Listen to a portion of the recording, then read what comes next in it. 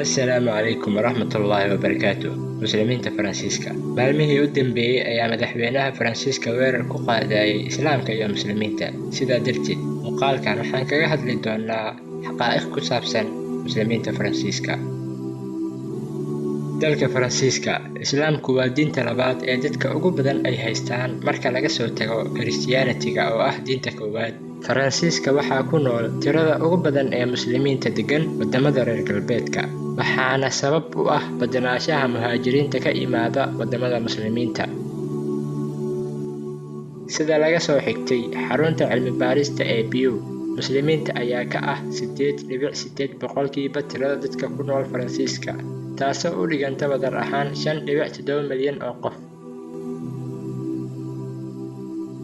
Inta badan asalka Muslimiinta Faransiiska waa muhaajiriin kasoo hijrootay wadamada Muslimiinta, halka dadka lagu qiyaaso 100,000 oo qof ay yihiin kuwa qaatay diinta Islaamka asal ahaanna kasoo jeeda Faransiiska.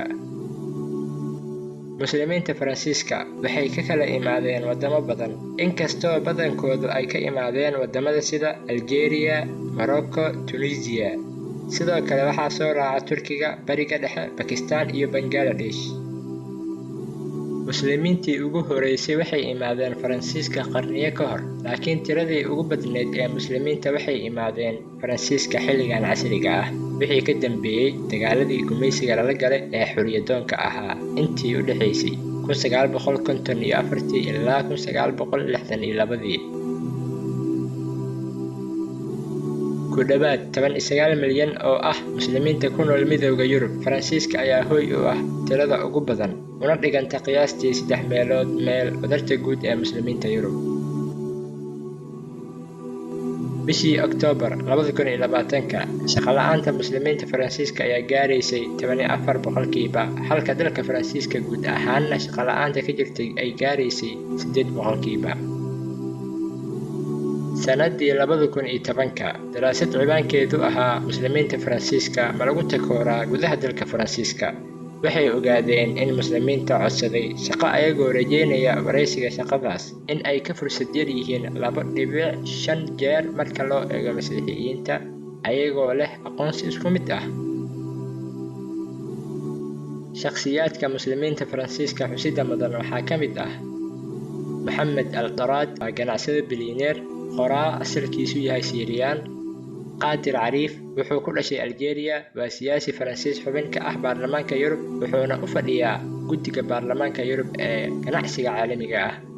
Iyo shakhsiyaad kale oo badan sida wasiiro qabtay wasaaradaha dowladda Faransiiska, saynisyahano, ciyaaryahano kubadda cagta, dhakhaatiir, saraakiil militari, qoraa, garyaqaano iyo kuwo kale.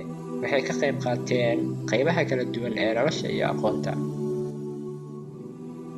Sanadii 2019, Machadka Faransiiska ee Cilmi Baarista Dadweynaha loo soo gaabiyo IFOP ayaa daraasad samaysay intii u dhaxaysay 29 Agoosto ilaa 18 Sebtembar, iyadoo lagu saleynayay dad gaarayay 1,007 qof oo Muslimiinta Faransiiska ah oo ay da'doodu u dhaxaysay 15 iyo wixii ka sareeyay.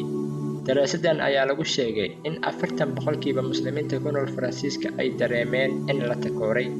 Sidoo kale baaritaanka ayaa lagu ogaaday in 60% haweenka xiran xijaabka ay la kulmeen takoor. 37% Muslimiinta ku dhaqan dalka Faransiiska ayaa dhibana u noqday aflagaado ama cay loo geystay. Baaritaanka ayaa lagu ogaaday in 13% dhacdooyinka takoorka diineed ay ka dhaceen goobaha kontaroolka booliiska, halka 17% ay ka dhaceen wareysiyada shaqada. Sidoo kale, Machadka Faransiiska ee Cilmi Baarista Dadweynaha ayaa sheegtay in 24% dadka Muslimiinta ah ay la kulmeen dagaal afka ah intii ay noolaayeen, halka 9% dadka aan Muslimiinta ahayn ay